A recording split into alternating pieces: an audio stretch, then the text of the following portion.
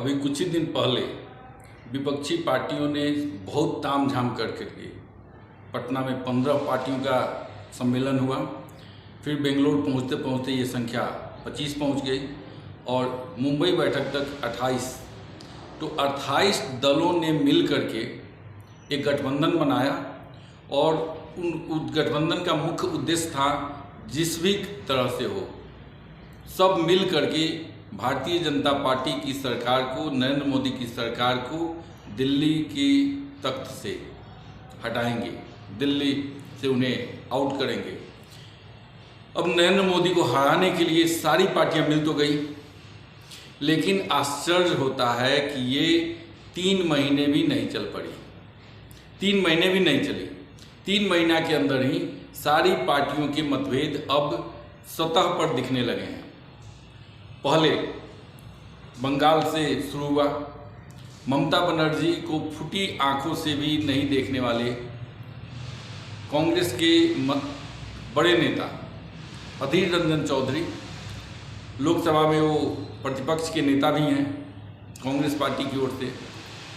वहीं अधीर रंजन चौधरी ममता बनर्जी को क्या क्या नहीं बोलते हैं, उन्हें अग्नि कन्या तक कहा और वो स्पष्ट संदेश दे चुके हैं कि बंगाल में कांग्रेस पार्टी ममता बनर्जी के विरुद्ध लड़ेगी।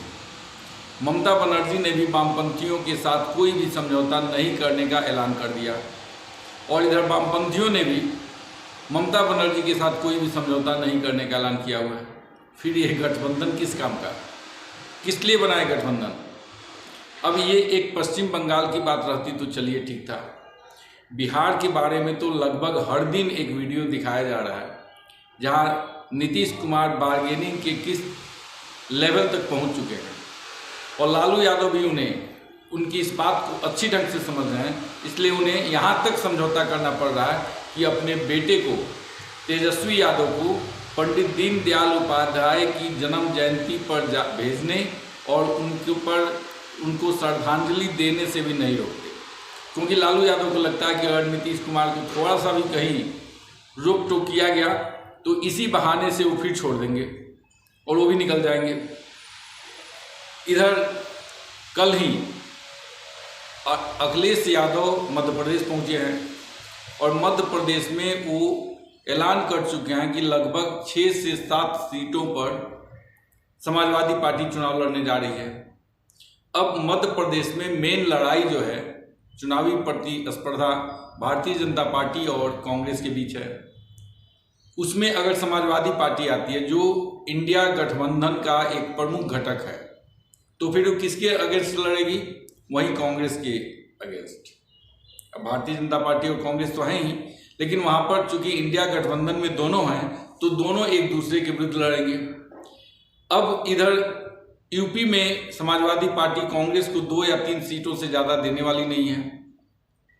इस कारण से समाजवादी पार्टी को अच्छी ढंग से पता है कि कांग्रेस के साथ उसका कोई भी गठबंधन नहीं होने जा रहा है।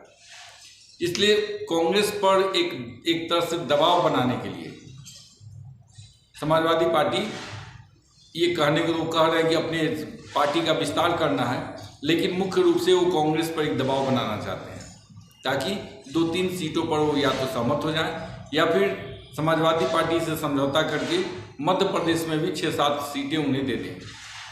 कांग्रेस पार्टी है जो जहां वो खुद कमज़ोर है वहां तो उसे सीट चाहिए, वो अपने अन्य दलों के साथ समझौता करके वहां अपनी स्थिति मजबूत करना चाहती है। लेकिन जहां वो खुद मजबूत है वहां किसी भी दूसरी पार्टी को कोई भी सीट देने के लिए तैयार नहीं है। मध्य प्रदेश, राजस्थान और छत्तीसगढ़ में कंपैरेटिवली कांग्रेस पार्टी मजबूत है। वहाँ सीधी लड़ाई भारतीय जनता पार्टी और कांग्रेस के बीच में है, लेकिन कांग्रेस इन तीनों स्टेट में किसी भी अपने गठबंधन के सहयोगी को कोई सीट देने को तैयार नहीं है। और यही कारण है कि अरविंद केजरीवाल भी तीनों जगहों पे जा करके और कांग्रेस के विरुद्ध भाषण दे रहे हैं। तो स्पष्ट है कि अरविंद केजरीवाल की पार्टी, आम आदमी पार्टी, उत्तर प्रदेश की प्रमुख प्रतिपक्षी समाजवादी पार्टी और कांग्रेस पार्टी, ये तीनों एक दूसरे के विरुद्ध में मध्य प्रदेश, राजस्थान और छत्तीसगढ़ में चुनाव लड़ने जा रहे हैं। अब ये कौन सा गठबंधन है भगवान जाने, ये किस गठबंधन का नाम है।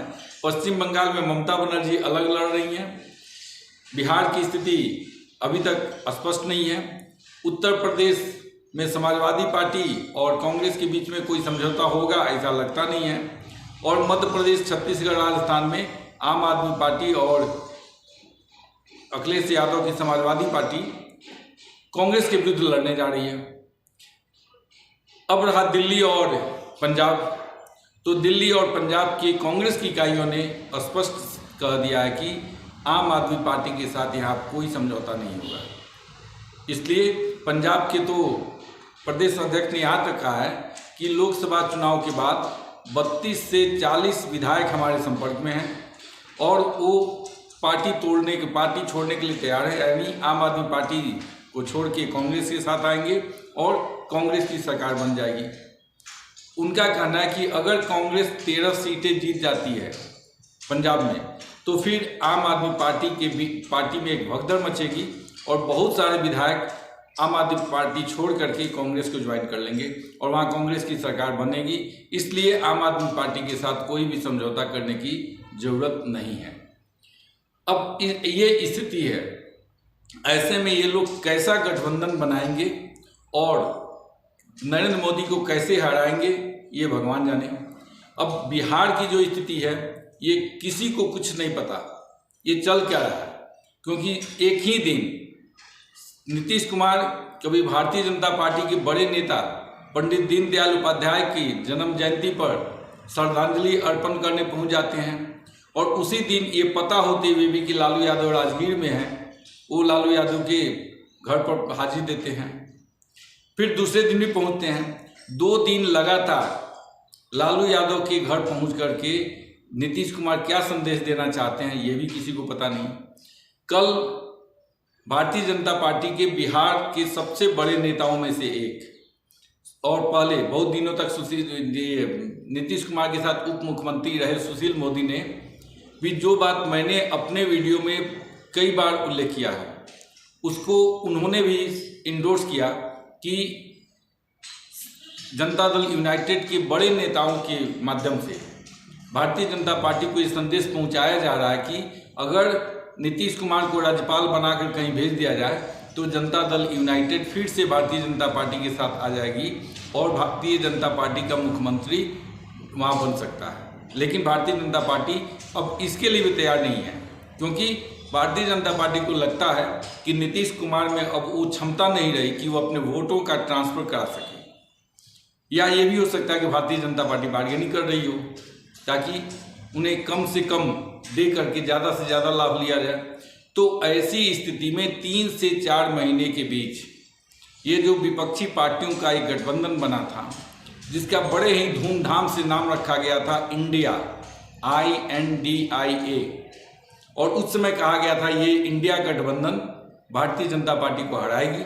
लेकिन अब चुनाव अभी आने में लगभग 8 महीने बाकी हैं, लेकिन आज की स्थिति देख करके लगता नहीं कि कोई भी विपक्षी पार्टी फिर से भारतीय जनता पार्टी को हराने की स्थिति में होगी या इनका कोई एक उम्मीदवार होगा।